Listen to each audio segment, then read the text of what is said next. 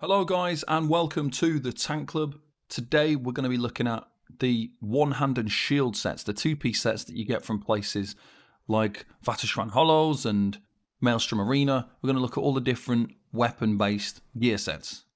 So to start it off, we're going to look at the Asylum one-hand and shield. So for the two-piece for this item, we get 103 stamina recovery. When you reflect or absorb a spell projectile with defensive posture, you restore 2,200 magicka. If defensive posture expires without reflecting it or absorbing a spell projectile, you restore 6,600 magicka instead.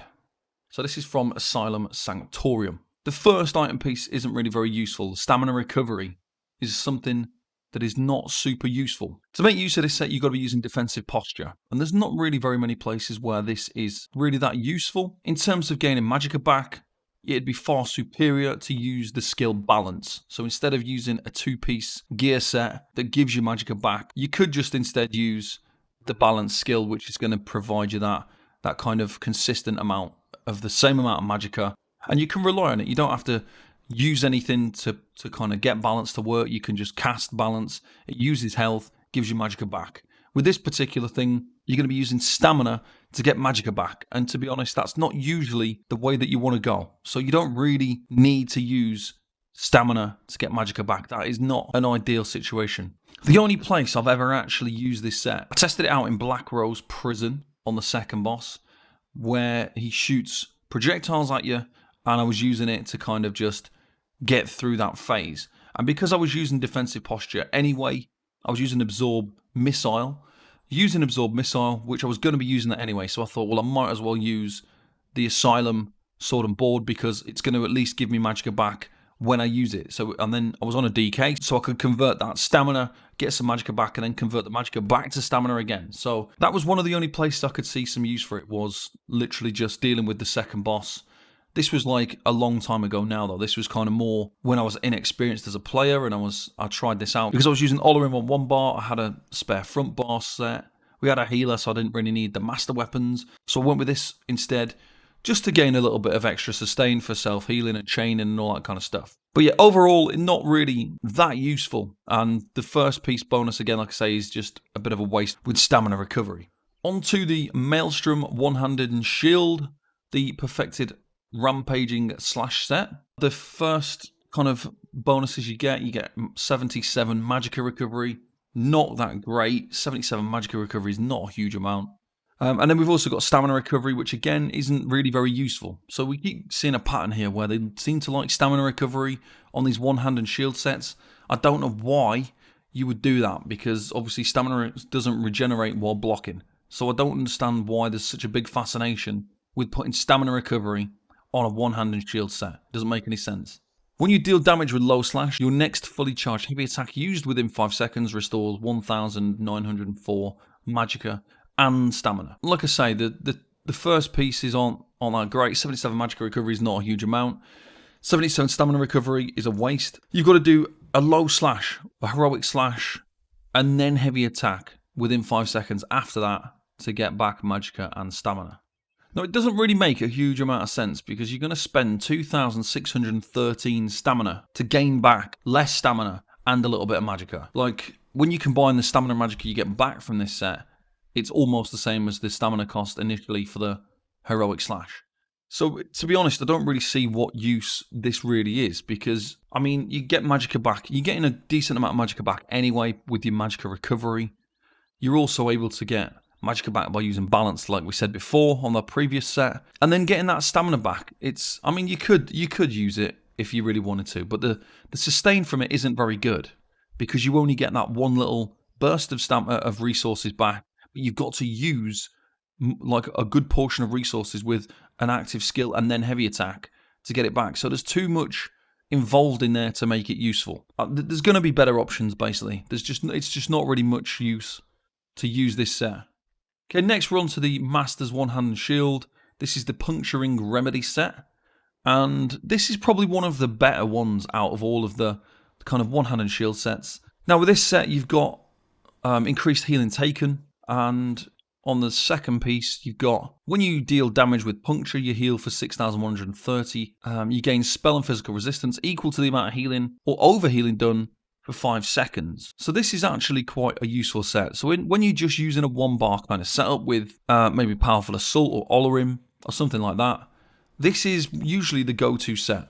And the reason for that is when you're in combat and you are buffed up, that 6,130 healing is actually increased and can be a lot more. You can get it to 10k, sometimes even 12k's worth of healing.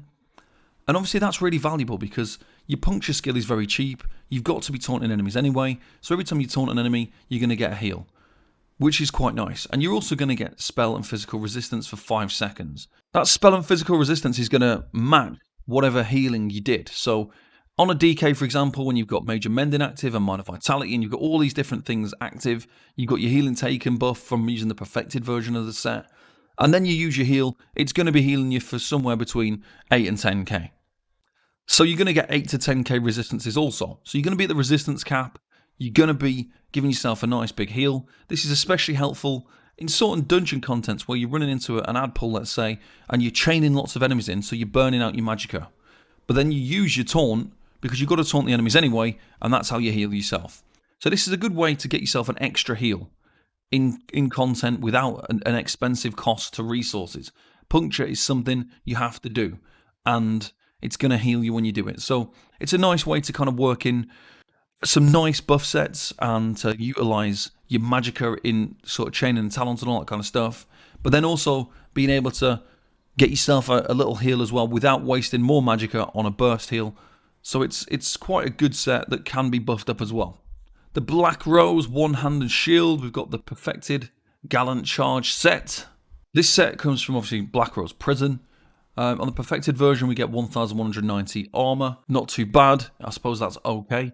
On the second piece, reduces the cost of shield charge by 25%, reduces the cost of your next non-shield charge one-handed shield ability cast within 3 seconds by 100%.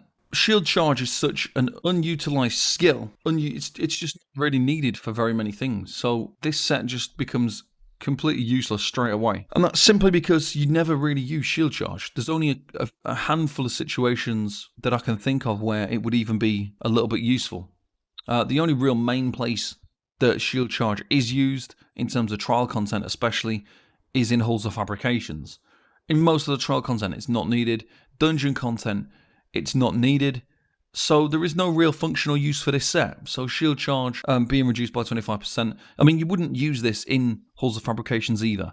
So even though it's reducing a skill that you're going to be using, it just wouldn't be worth dropping another gear set so that you can use this. But yeah, it's just completely not useful whatsoever.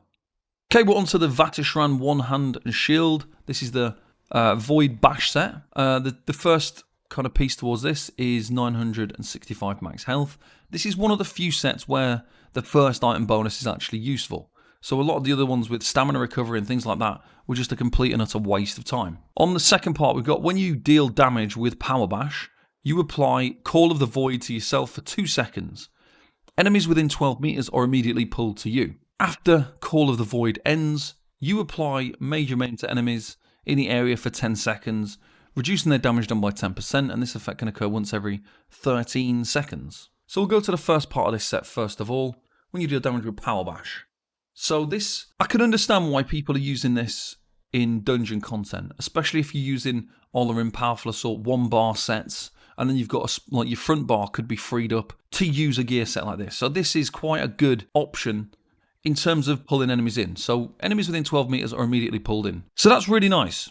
You go into an ad pull, you use Power Bash, enemies get pulled in, great stuff, nice and easy. It's an easy way to get enemies chained in without a chain skill. What's going to happen is though, you can't rely on this to pull in everything, because it doesn't always pull in everything. It doesn't quite work as good as chaining enemies to some degree. It's always going to, like every time I've used it personally, it always misses 1 or 2 of the enemies because they're slightly more than 12 meters away. If this set was 18 meters away, then it would be absolutely great. This would be kind of a must-have dungeon set, because 18 meters pretty much covers every like corridor or area or walkway within pretty much every dungeon. So 18 meters would have been perfect for this rather than the 12, but the 12 still does work quite well. The biggest issue you're going to have with this is when you pull everything in, it instantly runs away. So you've got to be ready, you've got to have some kind of crowd control skill ready to go, as soon as you've chained everything in. So when everything gets chained, you need to crowd control it straight away. And then you're going to need to retaunt it very quickly. So the difference between using the Vateshran sword and board compared to chains and talons, for example, when you chain an enemy, it gets aggroed to you, it gets taunted with the fiery grip taunt. So if you use any kind of chain ability, those enemies are aggroed to you for 2 seconds. When you use the Vateshran one-handed shield, the enemies aren't aggroed to you whatsoever. So when they all get pulled in, they then start to run away immediately in whatever direction or to whoever they were aggroed to in the first place. So you've got to be ready. And once you've crowd controlled them as well, if you don't then taunt them, they're all going to run away because you don't have aggro of those enemies. So they're all going to run away. So that's kind of my minor gripe with the set. It's still quite useful, like I say, especially if you're newer to dungeon content. The problem is if you are newer to dungeon content, you're probably not going to be able to do Vateshran Hollows. So that's kind of where it becomes a little bit tricky. Because Vateshran Hollows isn't really difficult, but you're going to need damage, you're going to need a DPS character, or you're going to need to use the tribute tank build to be able to get this. So you need to kind of be able to even complete the arena in the first place to get this set, which is probably the first problem. The second part of this set, after Call of the Void's ends, you apply Major Maim. So this Major Maim is active for 10 seconds and can occur once every 13 seconds. So as soon as you activate it, it's got 3 seconds where it's got downtime. So it's active for 10 seconds, it can't be there for 3 seconds, and then you can reactivate it. So it does have quite a reliable and good uptime of Major Maim. The only downside really is that Major Maim isn't a huge amount of use, especially in content where you're actually going to use this. So you wouldn't use this on a boss fight just for the Major Maim. It wouldn't be worth it, and you would be better off using a monster set to get that. In ad pulls, the ads don't usually hit hard enough to even really worry about Major Maim, but I guess it's quite a nice thing that you're going to pull everything in and then it's going to hit less. So that is kind of a nice secondary function. And within 10 seconds, enemies should die in an ad pull anyway. So you've got that kind of feature. You've got the pull and the Major Maim. Enemies going to be reduced in damage, and that's great. And I guess it's another minor problem. Slotting Power Bash to make use of this set is something that I personally just don't really have the space for. So when I'm doing dungeon content, I've kind of got a setup that helps my group. Sometimes I'll be running with 3 DDs. Sometimes I'll be running with a kind of off-healer DD hybrid. So there isn't really a lot of space to run Power Bash as a skill. And it also costs quite a lot of stamina. So you're not going to be spamming Power Bash for the Major Maim. You're not going to be spamming it to keep pulling enemies in because it's just too expensive. And especially if you're going through dungeons and you're trying to do speed runs and things like that, you're going to be sprinting. You're going to struggle to sustain keeping up Power Bash and keep Power Bashing enemies and then doing all that kind of stuff as well. And the bar space, like I say, the bar space is a problem because I've usually got skills that I have to run or I want to run or I'm running to benefit my group. And the thing is, even though you've got Power Bash slotted and you've got the Vateshran one-handed shield slotted, you've still got to slot a chain skill. You can't avoid slotting a chain skill by using this. You are going to have to still use the chain because it will miss enemies quite frequently. And you've still got to chain in enemies that might be 13 meters away or a little bit further, and chains has got a much bigger range than 12 meters. So chains is still going to be needed to be slotted on your bar as well. So you've got that kind of clustered situation where you're kind of stuck with a bar setup that you've got. Okay, guys, well that is all of the one-handed shield sets that are available currently in the game. Let me know what you think in the comments below, and make sure you check out both the tankclub.com and the Tank Club Discord for more information about tank gear sets. Thank you very much for watching, and I'll see you next time. Bye bye for now.